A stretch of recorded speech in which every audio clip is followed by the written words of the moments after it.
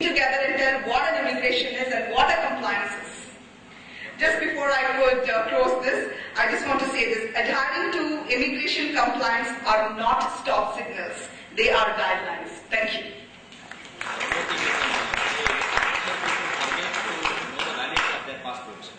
Passport validity, yes. They take it and they forget it. I hope they don't forget to take the passport. Large amount of the subject area that I'm also going to go through. I'm pleased to see that we're exactly on the same line. Good afternoon, ladies and gentlemen. First of all, thank you very much for having me here. It's my pleasure, my first visit to India. I was originally going to give you an overview of the procedures around French immigration, but in view of the extremely high level of knowledge that I can see here, and that the main subject of the day is compliance, I'm going to focus on that subject as we go through my presentation. Now, I'm certain that many of you know the basics on immigration to France, so please excuse me if this is going to appear as a somewhat basic presentation on the processes, but let's just use it as a reminder on compliance and standards.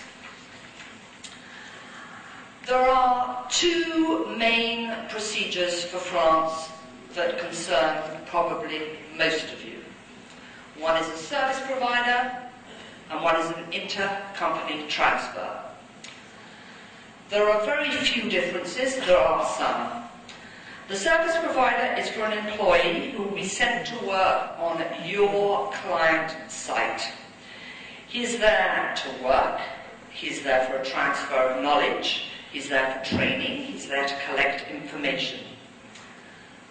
Can anybody tell me what the main requirement would be around that for you to have?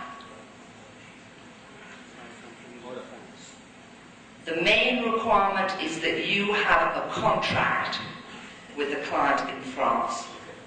You, the Indian company, with the client where your assignee is going to actually be working.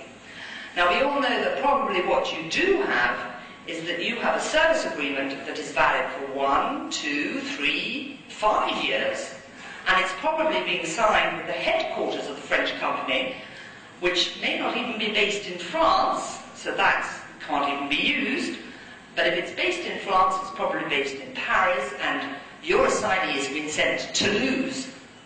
Therefore, you need to also have a work order or an annex showing where your assignee is going to work. That must show the service, the assignee or his job description, what he's going to be doing. It can be multiple if you're sending in 3, 4, 5. It should show the length of the assignment, if possible the date of the assignment as near as possible, and it must show the financial agreement, and it must be signed by all parties. This document is going to be requested more and more. We're seeing it on all applications, especially for Indian companies. So please try to stick to that and remember it. The employee remains on the Indian payroll. Anybody have another idea what could be a major requirement on all assignments to France? I think the local salary should be paid.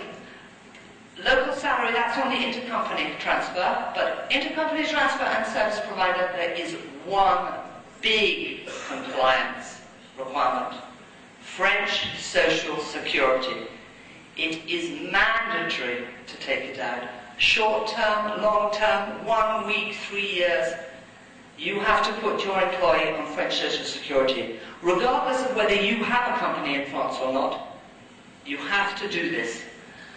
It is the second part of the inspection that can take place, and your client is responsible for that. If there is a Social Security inspection which concerns his Social Security inspector, he doesn't even know that there's an Indian employee out in Toulouse. They go in and they ask to see every single file, and every single person who is in that office must say whether they are compliant or not, and they are responsible at the end of the day. So please remember that, and it must be done prior to the assignee arriving or on the day he arrives. It's one form, and either you have in-house in France who does it for you, or you have an outside service provider. You must just give them the information prior to the arrival when the visa has been issued, so that that is done. Preferably on the service provider process, the employee is already part of your team, working for the client. You can clearly show that his expertise is needed, or that his expertise could not be found in Europe and France. Now, there's the short and the long-term ruling.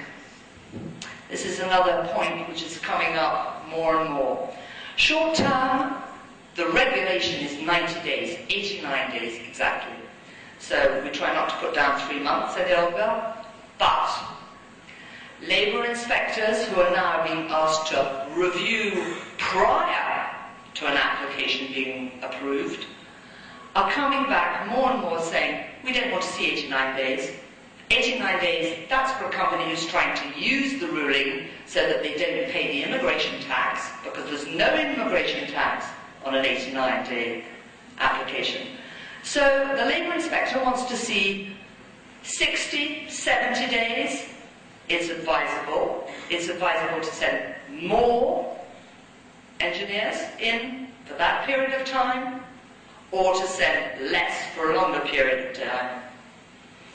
And as Stella so rightly said, let's get to working with the project managers prior or the RFP, because that's where we can explain this to them, and that's what's important.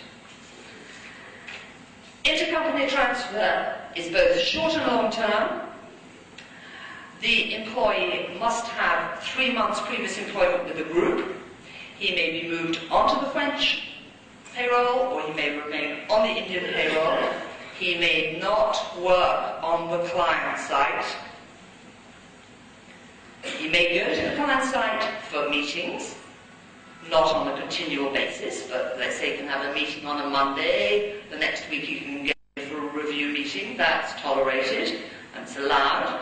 I always advise that it's documented in a file. You must also, when it's a long term, you must show that it's temporary by nature. It's a maximum of 3 years. It can be extended for a further 12 months, but there is a temporary idea around it. He's not there to come to France on a permanent basis, and he's never going to come back to India, which he wouldn't do because he loves India and his family's here and he's going to come back. But the labour inspector doesn't know that, so he wants to be able to see that. The level of standards is not just about paper, adhering to the rules. It's about compliance, and it's about communicating together as a team with your client. It's important, whether it's an in-house service provider or an outside one, that there is a discussion with the client. French human resources, they are so scared about labour law, I can't tell you. It's worse than what everybody here discusses, because it's a very hot subject in France. We have an economic crisis, we have redundancy plans, we have very strong arms and rules and regulations, we have strikes. So human resources, when they hear that foreigners are coming into the company